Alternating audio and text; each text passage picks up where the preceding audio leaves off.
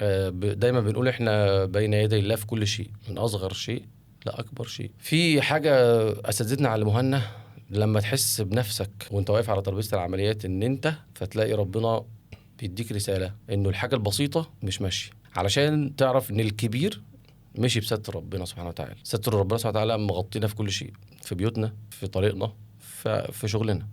الشغل بتاعنا اصلا بيدينا مساحه شويه ان احنا نعرف نعمل حاجات كويسه للناس، نخفف ألمهم، نقضي حاجتهم بدون اي معاناه كبيره.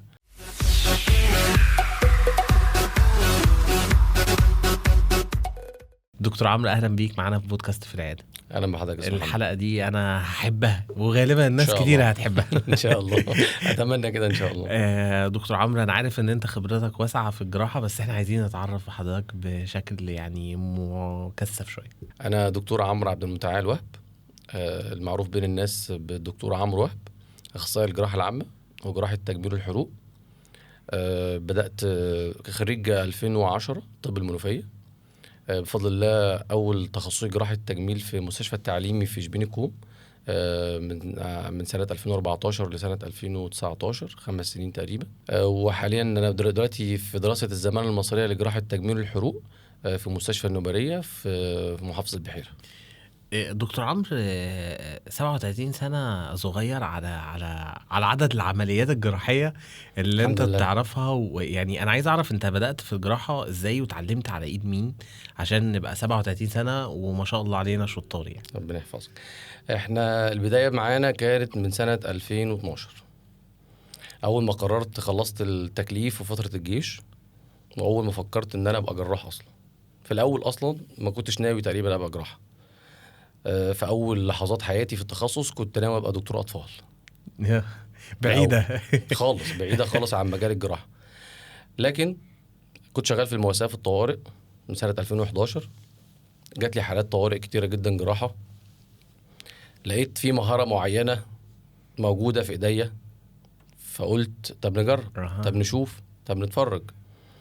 اساتذتنا الكبار جدا جدا جدا في اسامي كبيره في المواساه اشتغلت، بصيت عليها، اتفرجت عليهم كتير جدا. لا، لقيت فيه شغف كبير جدا ان انا اتعلم المجال ده. بدات القصه ان انا دخلت في النيابه في سنه 2013. ربنا كرمني بفرصه عظيمه جدا، يعني عمري ما هنسى فضلها. الاستاذ الدكتور محمد صبري عمار، ده استاذي الجليل والعظيم.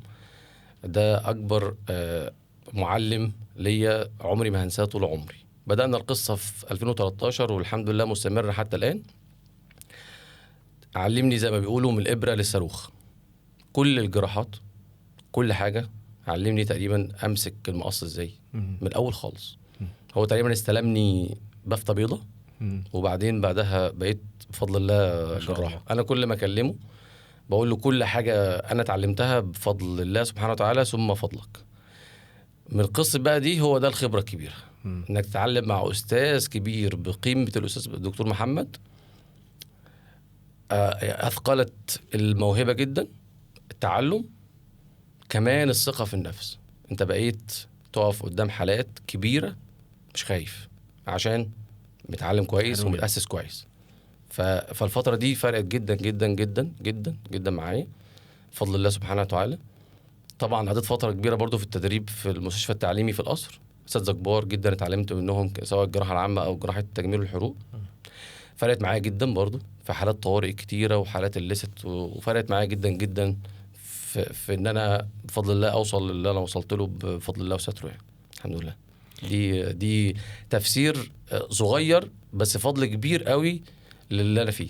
تفتكر معايا اول حالة عملت لها عملية في حياتك المهنية وانت داخل اوضه العمليات لوحدك كده؟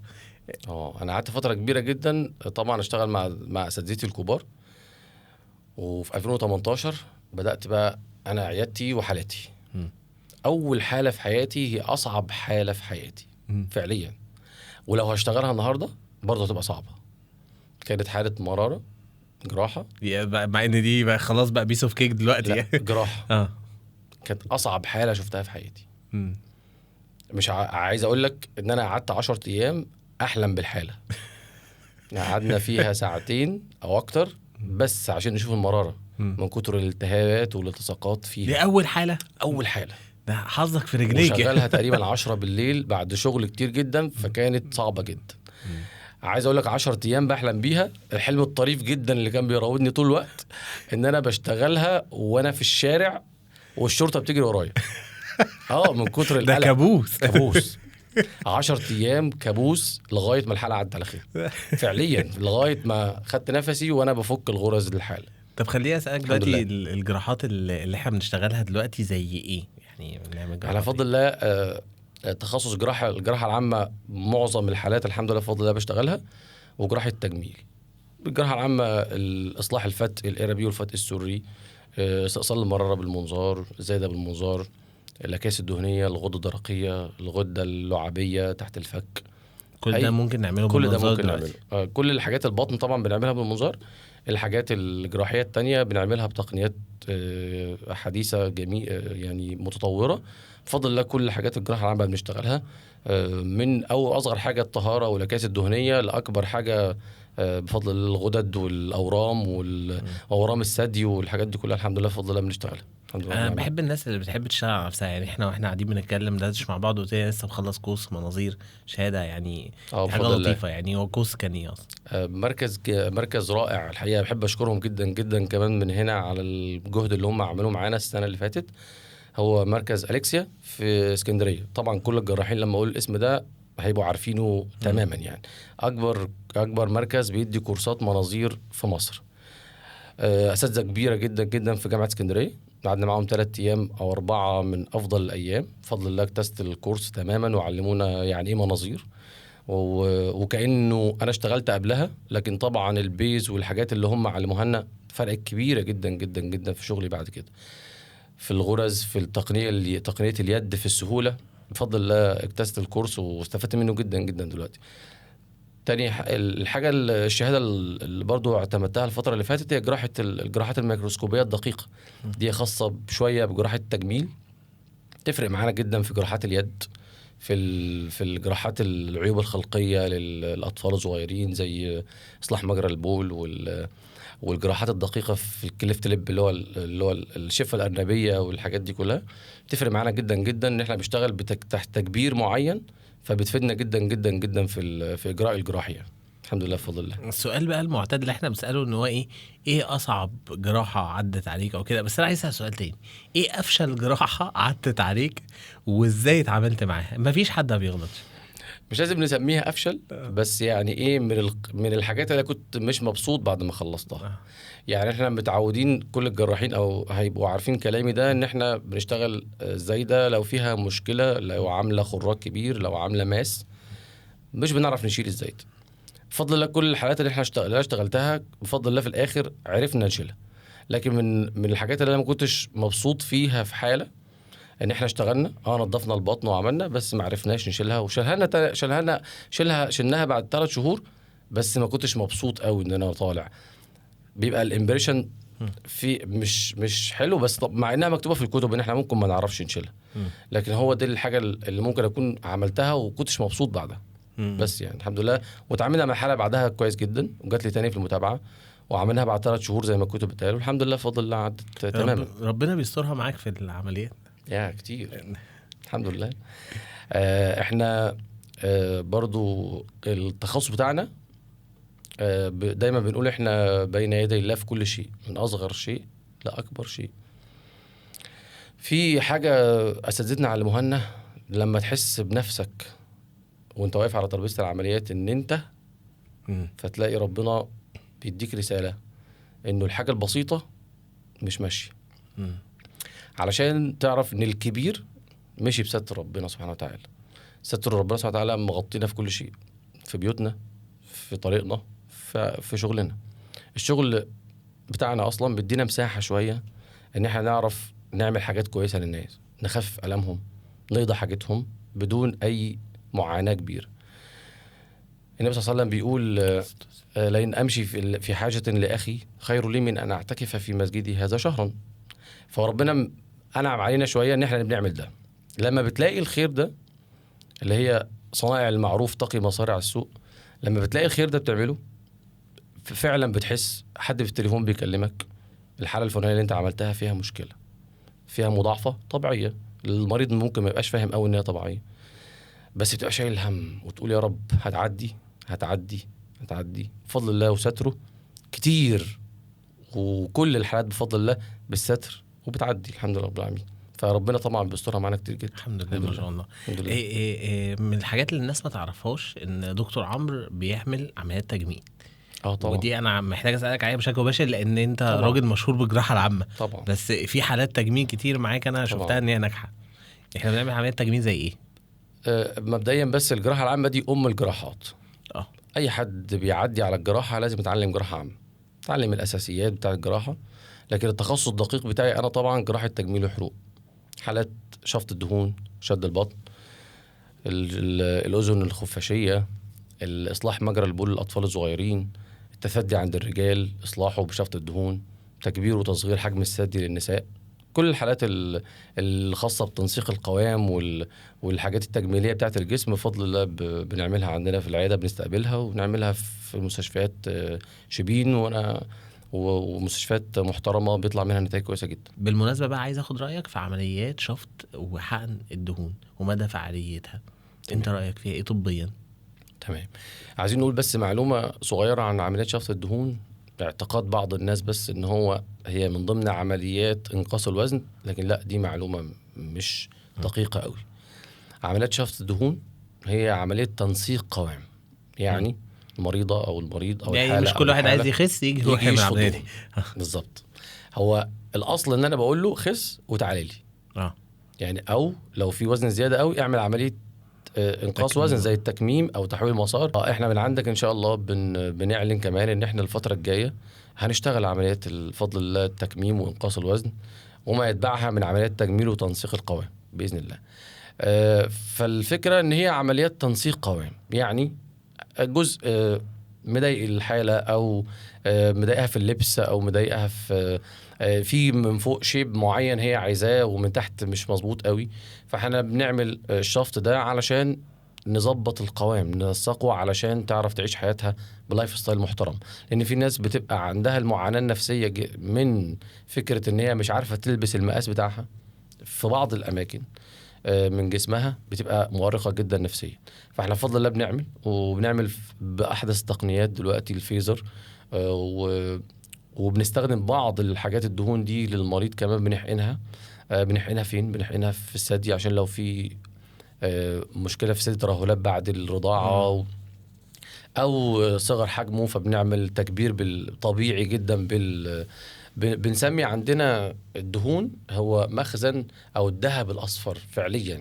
يعني ذهب اصفر فعلا، هو كنز موجود في خلايا مهمه جدا جدا للجسم، فيها صفات ربنا سبحانه وتعالى وضعها فيها مهمه جدا. لما نيجي نحقنها في الوجه مثلا تلاقي نضاره عاليه جدا، في الجروح بتحسنها جدا، في الثدي، في الارداف، الحاجات دي كلها بتعمل فوليوم، بتعمل حجم محترم جدا. المريض معاها بيقدر يستفيد ان هو شفط مكان مضايقه، وكمان زود حجم حاجه كانت مضايقاه برضو نفسيا في الاكثر يعني.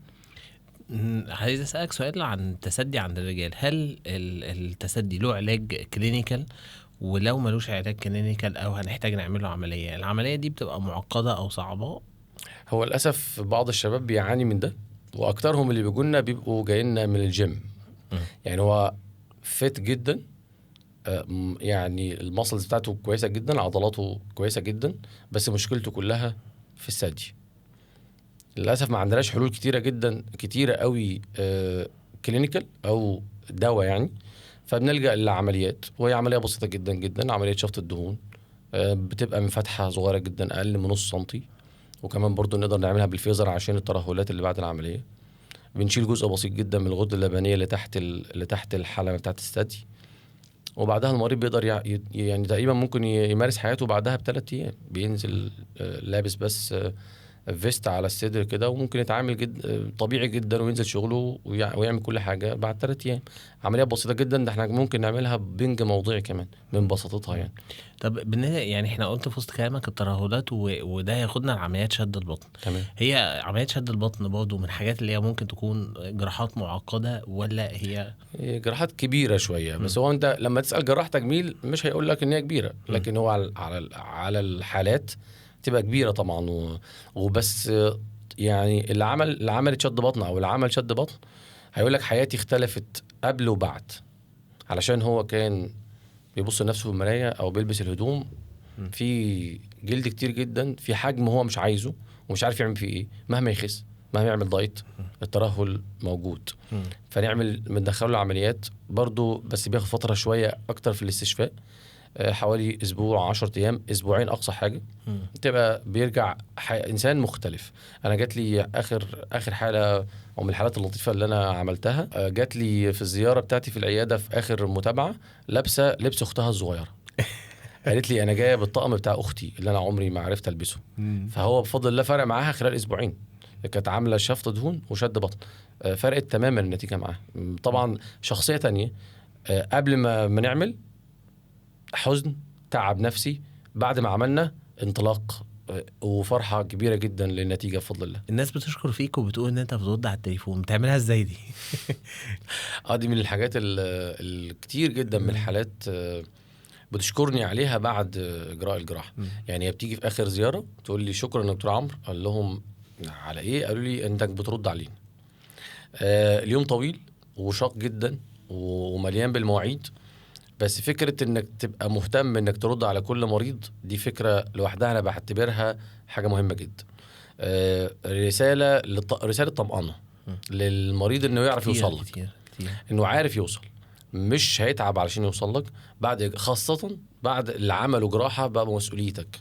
يعني في الأول لو مريض جديد ممكن شوية يتأخر عليه ممكن، لكن لو حالة معايا شغالة جراحة أو عملت لها جراحة بتاعتنا بقت تحت إيديا، لازم مفيش بفضل الله حالة اشتكت ان هي ما عرفش توصل لي. فدي يعني ميزة ربنا سبحانه وتعالى مديها لي، ان انا بعرف انظم الوقت ده، وبرد على كل الحالات بفضل الله بطريقه هم نفسهم بيشكروني عليها. الحمد لله رب العالمين. يعني انا عايز افتن عليك بقى وافصح عن معلومه مهمه عشان انت ما بتحبش تتكلم عنها، انا عارفها اصلا، وكمان احنا قصتنا مسمع في 100 خائن جامد يعني.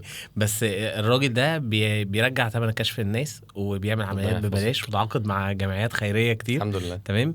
ان هو فعلا دكتور عمرو بيعمل عمليات لغير المقتدرين مجانا 100%، ودي حاجه فعلا انا يعني ربنا يبارك لك، انا عايز اشكرك عليها. يعني فعليا من الحاجات اللي هي الجميله اللي معروفه عنك وستك الطيبه يعني. بفضل الله زي ما قلت لحضرتك في من شويه ان المجال بتاعنا فيه خير كتير جدا، وربنا سبحانه وتعالى بيستخدمنا في قضاء حوائج الناس، وانا بعتبر ان ده يعني اختيار من ربنا سبحانه وتعالى مش صدفه. فهي جات لك علشان ربنا اختار وبيمتحن دورك، فلازم تأديه. فبفضل الله ليا صلة كبيرة جدا بجامعات خيرية كتير حوالينا في شبين وفي 100 خائن.